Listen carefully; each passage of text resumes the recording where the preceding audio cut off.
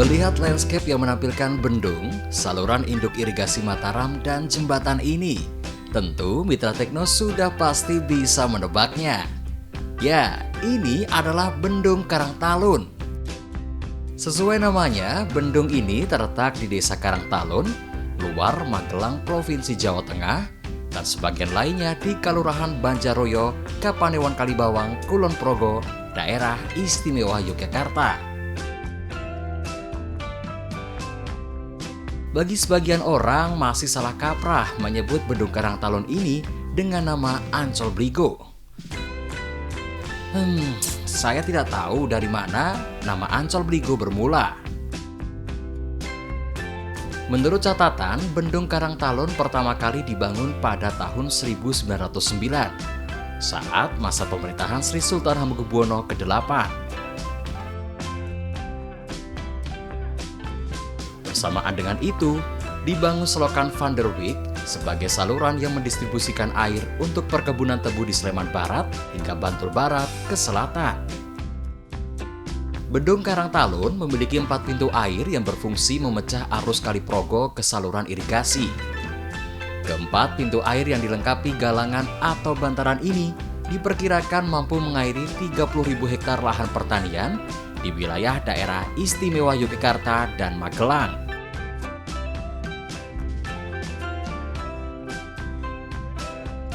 Pada Agustus 1944, saat masa pemerintahan Sri Sultan Hamengkubuwono ke-9, dibangun pula Kanal Yosiro atau yang kini dikenal dengan nama Selokan Mataram.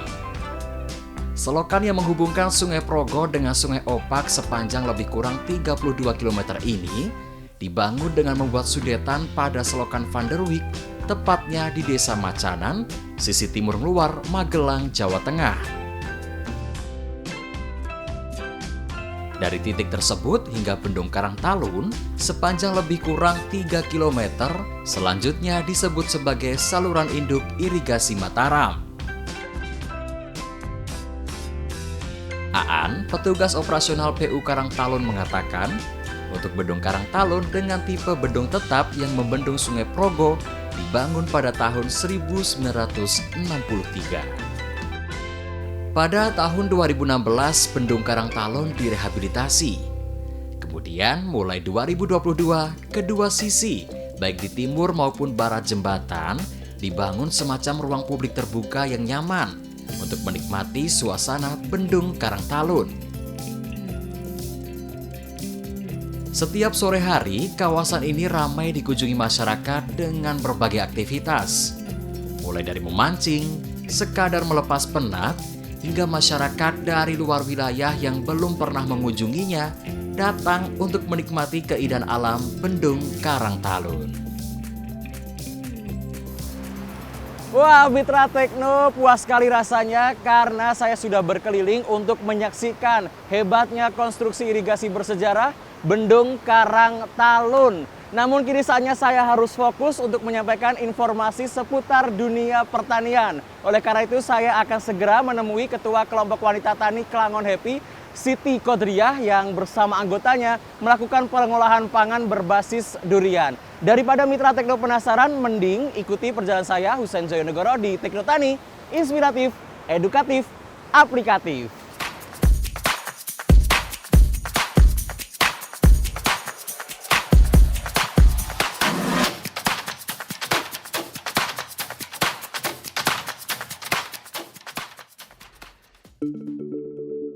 Siti Kodriah adalah Ketua Kelompok Wanita Tani KWT Klangon Happy. Ia merupakan pelopor sekaligus penggerak 23 anggotanya mengolah berbagai macam produk pangan berbasis durian. Menurut pengakuannya, Siti Kodriah melakukan pengolahan pangan berbasis durian sejak 2015 atau 6 tahun sebelum KWT Klangon Happy dibentuk.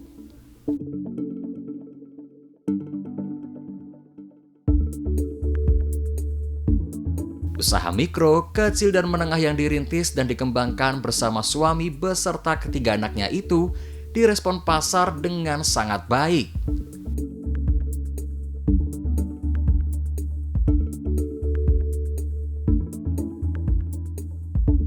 Sistem pemasaran yang kami lakukan saat itu yaitu memakai online iya, offline juga iya. Yang online itu kami memakai aplikasi yang ada di HP, marketplace yang ada. Kemudian kami juga melakukan via offline melalui kenalan-kenalan terdekat kami. Seiring berjalannya waktu, Siti Qodriyah berkeinginan maju dan sejahtera bersama warga sekitar. Oleh karena itu, didukung pengelola Desa Wisata Banjaroyo, didampingi petugas Dinas Pertanian dan Pangan Kabupaten Kulon Progo, maka pada tahun 2021 membentuk kelompok wanita tani KWT bernama Klangon Happy. Konsentrasinya masih tetap sama, yakni mengolah aneka produk pangan berbasis durian. Dari hasil inventarisasi produk yang dihimpun oleh tim Teknotani, tercatat lebih dari 30 macam pangan olahan berbasis durian, baik kering maupun basah, diproduksi dan dipasarkan.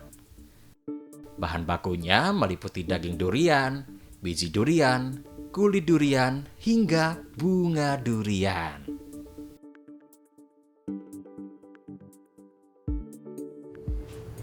Ini geblek pongge, bahan dasarnya biji durian. Ini bakso goreng pongge, bahan bakunya biji durian. Ini crispy jaket kembang durian, bahan bakunya mahkota kembang durian. Ini crispy kembang duren, bahan bakunya dari kembang duren. Ini jenang durian, bahan baku dari daging buah durian. Ini keripik kulit durian, bahan baku dari kulit durian. Ini abon kembang durian, bahan bakunya benang sari kembang durian. Ini crispy mahkota kembang durian, bahan bakunya mahkota kembang durian, dan masih banyak produk lainnya. Mitra Tekno, kali ini saya sudah bersama dengan Ibu Siti Qodriyah, Ketua Kelompok Wanita Tani Klangon Happy.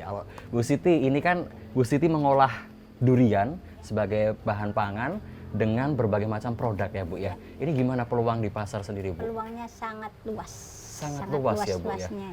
Dengan peluang yang sangat luas Bu, target konsumennya siapa saja? Target konsumen ke atas dan ke bawah. Menengah ke atas, menengah ke bawah. Menengah ke bawah. Itu siapa aja Bu? Menengah ke atas termasuk pejabat-pejabat, dan nanti rencananya mau ke itu wisata-wisata.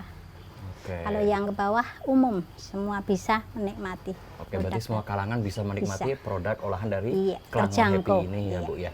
Oke, dengan target pasar yang sudah jelas, kemudian peluang yang sangat luas Bu. Sedangkan buah durian sendiri kan musiman ya Bu ya untuk berbuahnya. Iya. Itu gimana Bu cara menjaga ketersediaan bahan baku duriannya Bu? Ya, kalau pas bunga itu kita mengumpulkan bunga-bunga dari masyarakat, dibeli, nanti dikepaki di freezer untuk kalau ada yang pas kita membutuhkan sudah siap ada gitu. Kalau pas durian ya nyiapkan durian itu, dipak-pak juga dikasih freezer. Oke. Kalau untuk KWT Klangon Happy sendiri Bu, produk unggulannya apa? Soto keren, Soto soto keren. kembang duren. Soto kembang duren. Kenapa Bu soto kembang duren jadi produk unggulan di Klangon Happy Bu? Karena unik. Unik. Iya, karena unik. Daging sapi sama daging ayam diganti pakai bunga duriannya itu. Oke, berarti daging sapi, daging ayam Ya, diganti oleh kembang duren. Iya. Rasanya? Rasanya enak. Nanti mencoba beli. Oke Bu. Oke. Nah Ibu ini kan sebagai pelopor Iya. berarti ya, sebagai pelopor dan juga penggerak anggota KWT Klangon Happy. Iya. Kendala yang dihadapi Bu apa saja? Kalau kendala cuma pemasaran sih. Sementara ini baru anak kami yang online kan, sama membawa kemana-mana untuk promosi dan ikut pameran-pameran. Kalau untuk tantangannya sendiri Bu? Tantangan nggak ada karena kami terus mencari inovasi-inovasi, dan sekarang itu ada 30 produk. 30 Iya. produk sudah ada Iya. di sini Bu, dan Iya. dari durian semua Bu? Iya, dari turunannya juga. Dah turunan durian Iya. juga, berarti biji. Biji sama kulit Oke. bunga. Kalau untuk prestasi sendiri Bu, dari Klangon Happy yang sudah diraih, apa saja prestasinya? Prestasi sementara Klangon Happy baru berdiri, prestasi belum ada. Tapi kalau sebelumnya Nglangon Happy berdiri itu udah ada UMKM, pernah juara 1 sekelurahan dan juara 3 sekapanewon.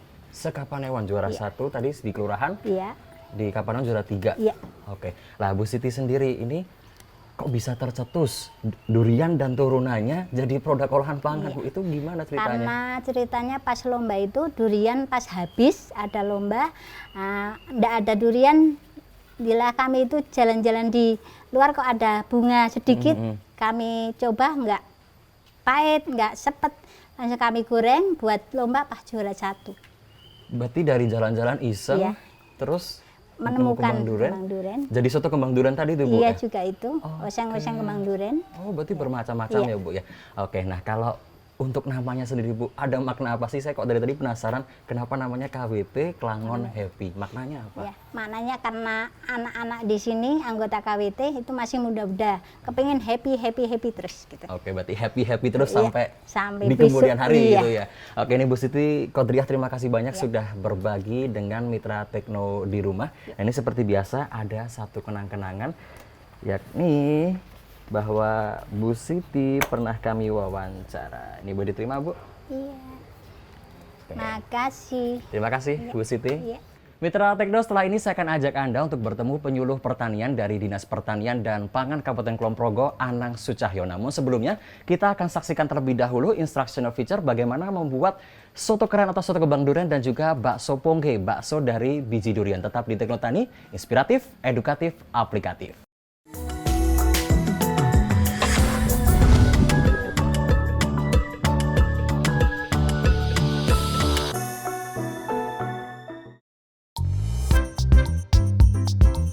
Mengolah aneka pangan berbasis durian membutuhkan semangat dan kreativitas yang tinggi.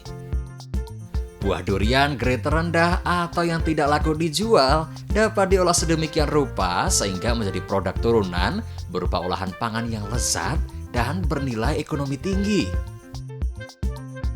Berikut cara mengolah soto keren atau soto kembang duren dan bakso pongge atau bakso biji durian, salah satu produk unggulan KWT Klangon Happy.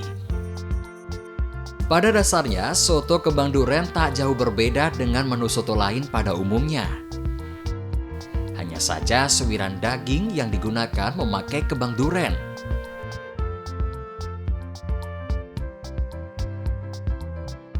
Berikut cara membuat kembang duren sebagai pengganti suwiran daging ayam.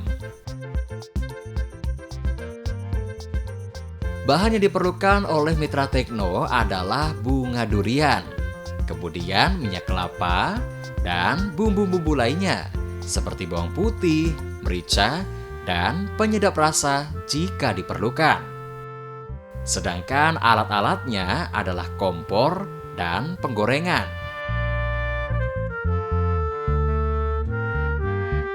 Tahap pertama yang dilakukan adalah mencuci bunga durian hingga bersih.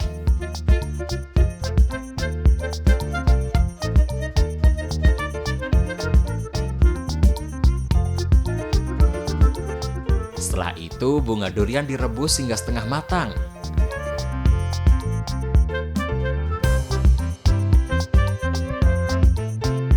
Kemudian kita tiriskan dan disisihkan.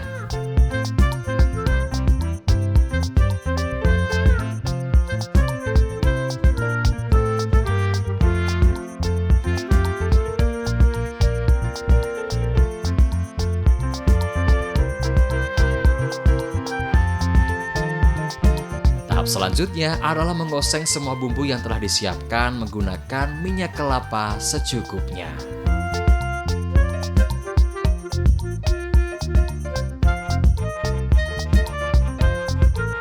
Setelah beraroma harum, masukkan bunga durian dan dioseng hingga bercampur merata dengan bumbu.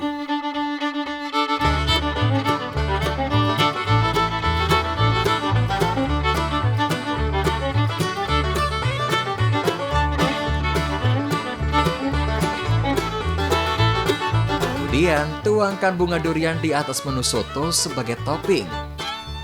Soto keren atau soto kembang duren siap disantap dengan kelengkapan isian soun, loncang atau daun bawang, seledri, nasi putih, bawang merah goreng, dan kembang durian itu sendiri.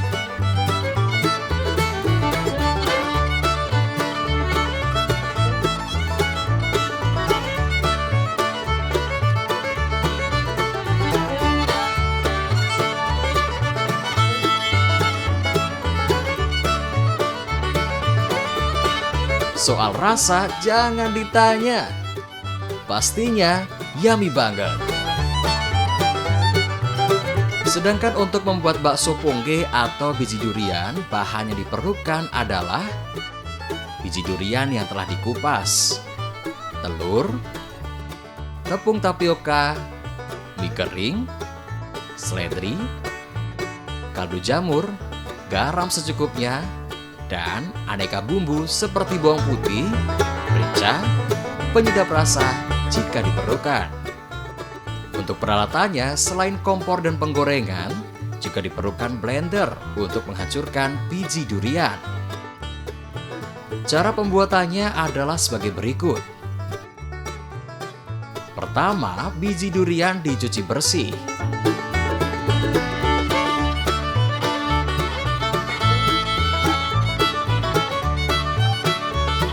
Kemudian biji durian yang telah dikupas dipotong-potong menjadi beberapa bagian. Tujuannya agar mudah dihancurkan menggunakan blender.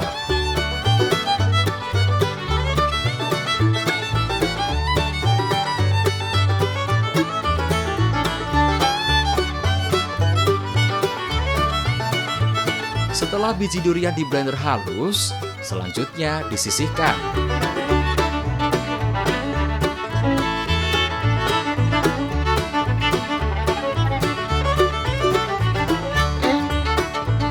Berikutnya adalah memblender semua bumbu yang telah disiapkan.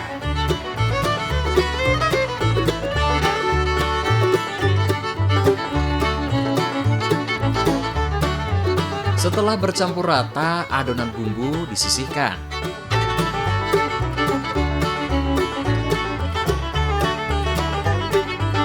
Kemudian rebus mie kering.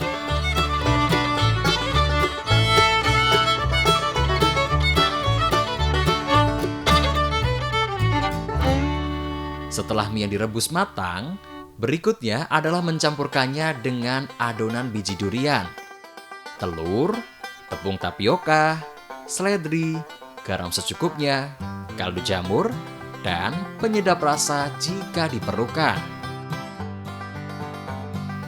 Semua bahan dicampur, kemudian diaduk sampai kalis.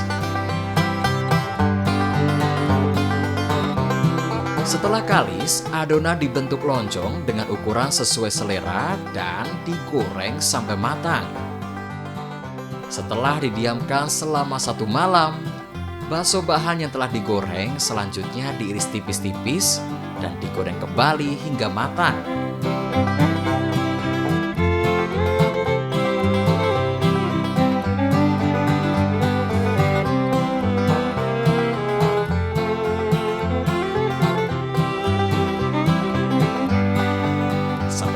Bakso pongge atau bakso biji durian siap dikonsumsi atau dikemas untuk diperjualbelikan.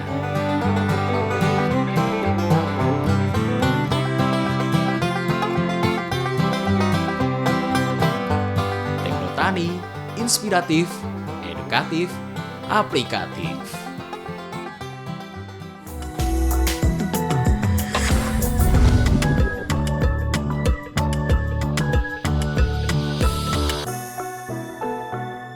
Nah, Mitra Tekno, kali ini saya sudah bersama dengan Anang Sucahyo atau yang akrab disapa dengan Bang Kevin, seorang penyuluh pertanian dari Dinas Pertanian dan Pangan Kabupaten Kulon Progo. Bang Kevin, pendampingan apa saja yang diberikan dari Dinas Pertanian dan Pangan Kabupaten Kulon Progo terhadap KBT Klangon Happy, Bang? KBT Klangon Happy kita dampingi mulai dari awal penumbuhannya, kemudian akhirnya pada tahun 2019 akhirnya dia mendapat surat register secara resmi terdaftar di Dinas Pertanian dan Pangan Kabupaten Kulon Progo. Jadi secara umum sudah terdaftar di Kementerian Pertanian. Kemudian pendampingannya selama ini kita dampingi dengan namanya sistem laku, jadi latihan dan kunjungan. Selain itu kita dari Dinas Pertanian dan Pangan Kabupaten Ponorogo juga menyediakan fasilitas pendukung untuk KWT Klangon Happy, yaitu yang berupa pertama peralatan pengolahan durian, dan yang kedua pada tahun 2022 dengan dana keistimewaan dan Pak Niradio kita KWT Klangon Happy mendapatkan bantuan rumah produksi. Oke, Bang Kevin, kalau melihat KWT Klangon Happy sekarang kan lebih kreatif ya. Untuk kedepannya prospeknya seperti apa, Bang? Prospeknya kita perkirakan bagus juga karena Klangon Happy itu menangkap celah segmen pasar yang sangat unik. Karena dia berasal dari buah durian. Buah durian kan adalah salah satu buah yang unik. Dan dia mendapatkan nilai tambah yang sangat signifikan. Karena selama ini buah durian kita hanya asumsinya yang nilainya itu hanya daging buahnya. Sedangkan KWT Klangon Happy dia menangkap sesuatu yang bukan hanya berasal dari daging buahnya, seperti itu. Bang Kevin, terakhir nih, pesan dari Bang Kevin sendiri untuk KWT Klangon Happy agar lebih inovatif dan juga kreatif apa, Bang? Teruslah berinovasi dan berkreasi. Karena saya yakin berbeda itu belum tentu lebih baik, tapi yang terbaik pasti berbeda. Oke, mantap sekali, Bang. Ya, terima kasih Bang Kevin sudah berbagi dengan Mitra Tekno di rumah. Nah, ini seperti biasa di Tekno Tani ada satu kenang-kenang yang telah disiapkan. Boleh diterima, Bang? Oke. Nah, Mitra Tekno jangan kemana-mana terlebih dahulu karena setelah ini saya akan menemui Ketua Desa Wisata Banjaroyo Kalibawang Kulon Progo, Rohmadu Inuhayi. Tetap di Tekno Tani, inspiratif, edukatif, aplikatif.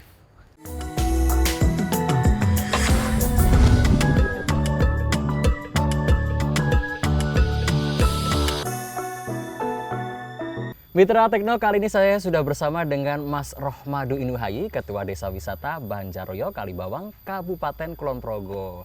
Mas Madun, konsep seperti apa yang akan diusung dalam pengembangan pariwisata di Banjaroyo ini, Mas? Ya, Mas Husen, kami dari awal pengembangan di tahun 2011, kami mengawali desa wisata ini memang dari pertanian berbasis durian waktu itu.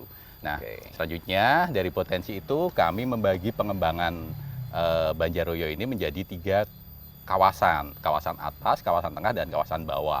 Yang atas ini kami jadikan sebagai penyangga budaya, wilayah tengah di kawasan Embung Tonogoro itu sebagai penguat atraksi wisata, dan di wilayah bawah ini sebagai etalasenya dengan berbasis penguatan UMKM. Nah, kira-kira seperti itu, Mas. Oke, penguatan UMKM di wilayah ketiga ya, Mas, ya berarti.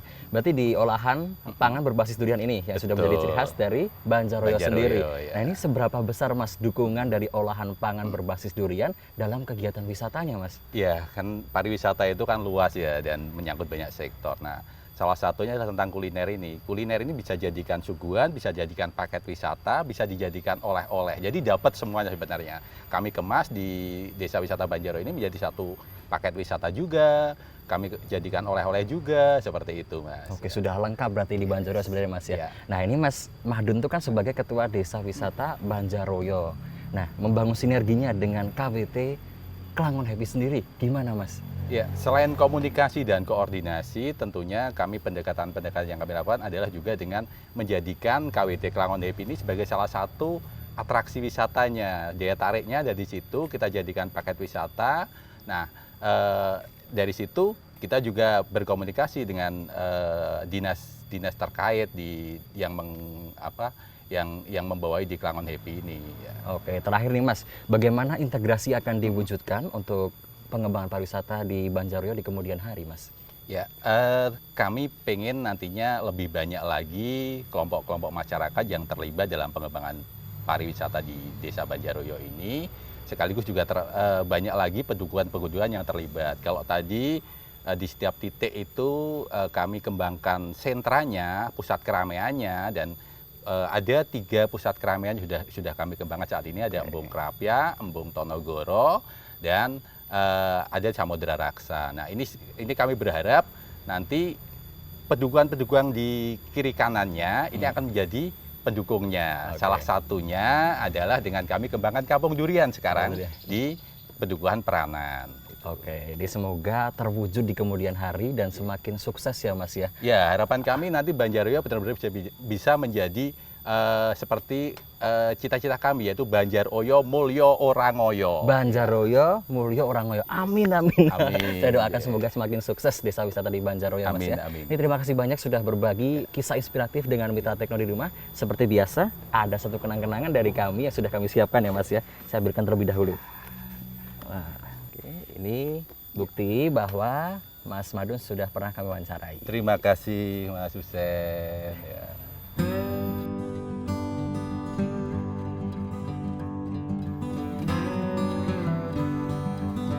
Mitra Tekno, usai sudah jumpa kita di Tekno Tani edisi kali ini yang membahas mengenai olahan pangan berbasis durian. Kami masih menunggu saran dan juga komentar yang dapat Anda kirimkan melalui nomor WhatsApp 081 726 1681. Terus saksikan Tekno Tani akan hadir setiap minggunya dengan beragam informasi menarik dari dunia pertanian. Dan jangan beranjak terlebih dahulu karena di akhir segmen kami akan membagikan sejumlah tips yang sayang sekali jika Anda lewatkan. Akhirnya saya Husen Cionegoro pamit undur diri. Tekno Tani, inspiratif, edukatif, aplikatif.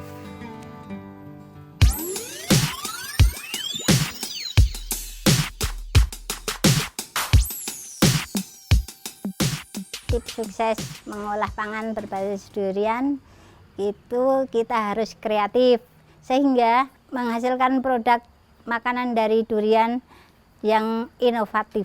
Yang kedua, melaksanakan SOP, misalnya rumah produksi terpisah dari rumah pribadi, menerapkan langkah higienis, misalnya menggunakan sarung tangan, masker, penutup kepala, dan lain-lain. Yang ketiga, pemasaran harus mengikuti perkembangan teknologi informasi yang ada, sehingga kita bisa mengolah semua hasil dari durian yang ada. Tekno Tani, inspiratif, edukatif, aplikatif.